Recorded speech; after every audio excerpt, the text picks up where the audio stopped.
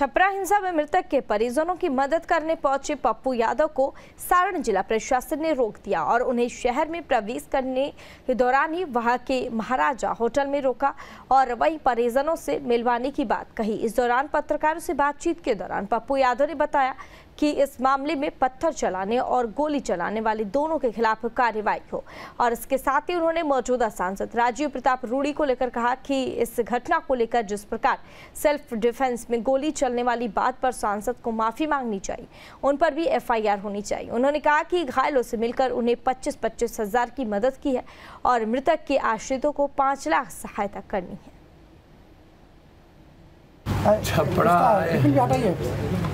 छपरा कब नहीं आते हैं, बाढ़ आया था तो हम ही न दिखे थे, कोई और दिखता है। जब दारू में 4 बार लोग इतनी मौतें हुई तो चारों बार हम आए और चारों बार आपके यहाँ मदद करके। मुबारकपुर में इतनी बड़ी घटना और छपरा को तोड़ने का प्रयास, खत्म करने का प्रयास नेताओं के द्वारा हुआ। छुट भइये नेता लोगों ने अपनी दुकान चलाने का प्रयास किया, तब भी हम ही आए थे, तब तो कोई नहीं आए थे। और आज जब घटना घटित हुई है उसमें अभी हम जा कर के मिले जो वहाँ घायल लोग हैं, बहुत बुरी स्थिति है। एक को पीछे में गोली हड्डी में लगी हुई है, एक की गोली निकल गई है और इतने गरीब हैं कि उन्हें सख्त जरूरत पप्पू यादव और साथियों की है। छपरा में हुई हिंसा के बाद बड़ा तेलपा भिखारी ठाकुर चौक और पुलिस थाने में तब्दील हो गया है। वही हिंसा में 3 और प्राथमिकाएं भी दर्ज की गई है। पहली प्राथमिकी आरजेडी प्रत्याशी रोहिणी आचार्य के इलेक्शन एजेंट ने दर्ज कराई है, जिसमें बूथों पर बीजेपी कार्यकर्ताओं की तरफ से हंगामा करने का आरोप लगाया है और अज्ञात के खिलाफ प्राथमिकी दर्ज कराई गई है। दूसरी प्राथमिकी पुलिस प्रशासन की तरफ से किया गया है, जिसमें हिंसा करने, उन्माद फैलाने और एकजुट होकर शांति व्यवस्था भंग करने और हिंसा करने को लेकर दर्ज किया गया। और इसके साथ ही इस घटना में मृतक चंदन राय के पिता योगेंद्र राय ने प्राथमिकी दर्ज करवाई है और वहीं इस मामले में पुलिस ने त्वरित कार्रवाई करते हुए 2 नामजद अभियुक्तों को भी गिरफ्तार कर न्यायिक हिरासत में भेज दिया है, जबकि 10 अन्य नामजद आरोपियों की गिरफ्तारी के लिए पुलिस लगातार छापेमारी कर रही है। फिलहाल डीएमएसपी लगातार घटनास्थल का मुआवजा कर रहे हैं। स्ट्रीट पॉलीवर कैंप कर रहे हैं, फिलहाल स्थिति नियंत्रण। सर, वो बूथ लूट की जो घटना हुई थी या बूथ पे जो हंगामा हुआ था उसको लेके कहा जा रहा है कि कुल 3 प्राथमिकी अब इस मामले में दर्ज हुई। कोई बूथ लूट की घटना नहीं हुई थी, उसकी जांच हुई। इसमें बूथ से जो भी घटना हुई वो बूथ के बाहर। रोहिणी आचार्य के इसमें बूथ पर कोई घटना नहीं हुई थी। रोहिणी आचार्य के इलेक्शन एजेंट ने एफआईआर दर्ज कराई है जी, इसमें एक आवेदन मिला है, उस पर भी हमने एफआईआर दर्ज कराया है। वहाँ पर भी जो बूथ के बाहर, काफ़ी बाहर, वहाँ पर जो आपसी 2 गुटों के बीच में उस दिन मारपीट हुई थी, उस संबंध में भी पुलिस ने भी एक एफआईआर दर्ज कुल कितने सर पुलिस भी एफआईआर दर्ज कराई है जी, दोनों पक्षों के विरुद्ध पुलिस ने भी दर्ज कराया है। इसके अलावा एक आवेदन मिला है, उस पर भी एफआईआर दर्ज हुआ है। इसके अलावा सोशल मीडिया पे जो लोग भ्रामक पोस्ट कर रहे थे इंटरनेट को बंद कराने से पहले,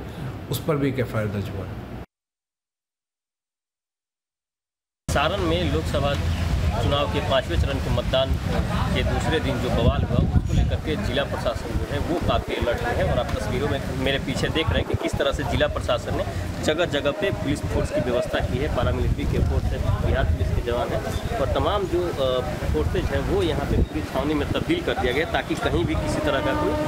उपद्रव ना हो पाए, तनावपूर्ण स्थिति ना हो और धीरे धीरे जो स्थिति है वो कंट्रोल होती दिख रही है। आपको बता दें कि चुनाव के दिन ही देर शाम जो राजद प्रत्याशी रोहिणी आचार्य के बूथ पे पहुंचने के बाद उन पर बूथ लूटने का आरोप लगाते हुए काफ़ी हंगामा हुआ था और उस के बाद जो एक वीडियो वायरल हुआ उसमें कई तरह की जो अभद्र बातें थी उसको लेकर के मंगलवार की सुबह दूसरे दिन बवाल हुआ और काफ़ी संख्या में लोग एकत्रित हुए और उसके बाद उस स्थिति में 3 गोलियां चली जिसमें एक की मौत हो गई थी और ये वही जगह है भिखारी ठाकुर चौक जहाँ पे ये उपद्रव हुआ था और यहीं पे जो एक मौत हुई थी 3 गोलियां चलने के बाद और 2 अन्य जो हैं वो जख्मी स्थिति में थे जिनका इलाज पटना में चल रहा है और फिलहाल जो दोनों लोग हैं वो खतरे से बाहर बताए जा रहे हैं। हालांकि उनका जो गंभीर अवस्था में इलाज अब भी जारी है और इस मामले में अब तक नगर थाना में 3 FIR दर्ज किया गया है, जिनमें से एक रोहिणी आचार्य के जो इलेक्शन एजेंट हैं उनके द्वारा किया गया है, वहाँ पे जो उपद्रव हुआ उसको लेकर के, जबकि दूसरा जिला प्रशासन ने खुद किया है कि जिला प्रशासन के द्वारा किया है ताकि यहाँ पे जो भीड़ है वो एकाएक भीड़ पहुंची और उपद्रव हुआ और इस दौरान गोलियां चली और कई तरह के जो तनावपूर्ण स्थिति रहा उसको लेकर के भी जिला प्रशासन ने एक FIR दर्ज किया अज्ञात के विरुद्ध और उनके ऊपर भी पड़ताल किया जा रहा है। जबकि तीसरी FIR जो मृतक चंदन राय है उनके परिजनों के द्वारा किया गया है और इसमें 12 नामजद और तकरीबन 40-50 जो अज्ञात हैं उनके विरुद्ध FIR की गई है और पुलिस ने इस मामले में त्वरित कार्रवाई करते हुए जो मुख्य अभियुक्त बताए जा रहे हैं रमाकांत सोलंकी जो भाजपा के महामंत्री हैं उनको गिरफ्तार किया है, उनके साथ रविकांत जो है उनको गिरफ्तार किया है और तकरीबन जो अन्य जो 10 हैं उनकी गिरफ्तारी के लिए लगातार जो जिला प्रशासन की टीम है, पुलिस प्रशासन की टीम है वो छापेमारी करी है और साथ ही साथ अगर पुलिस की माने तो जल्द ही इन 10 लोगों की जो नामजद है उनकी गिरफ्तारी कर ली जाएगी। अगर फरार होने की स्थिति में तत्काल ही जो है न्यायालय से आदेश लेकर खुद की जब्ती की भी कार्रवाई की जाएगी ताकि जल्द से जल्द, हालांकि अगर यहाँ की बात करें तो स्थिति काफ़ी नियंत्रण में है और पुलिस बल जो है वो लगातार काम कर रही है ताकि किसी भी तरह का कोई बात ना फैले, कोई अफवाह पर ध्यान न दे। इसके लिए भी पुलिस जो है वो लगातार जो यहाँ पे मार्च करके लोगों को जागरूक कर रही है ताकि कोई भी अफवाहों पर ध्यान न दे और हर परिस्थिति से निपटने के लिए जो जिला प्रशासन है वो तैयार है। हालांकि इस मामले में अगर बात करें तो नगर थाना अध्यक्ष जो हैं उनको लाइन हाजिर करके जो नए थानाध्यक्ष हैं संजय कुमार उनको यहाँ पे प्रतिनियुक्त किया गया है और तमाम तरह की जो कार्रवाइयाँ हैं वो की जा रही है ताकि अब स्थिति आप तस्वीरों में देख सकते हैं कि स्थिति जो यहाँ की है वो काफ़ी नियंत्रण में है और किसी भी तरह की अब कोई तनावपूर्ण स्थिति नहीं है और पुलिस हर मामले में कार्रवाई कर रही है और लगातार जो आरोपी हैं उनको पकड़ने के लिए भी लगातार जगह जगह छापेमारी कर रही है ताकि स्थिति अब नियंत्रण में हो। छपरा से न्यूज़ नेशन के लिए विपिन कुमार मिश्रा।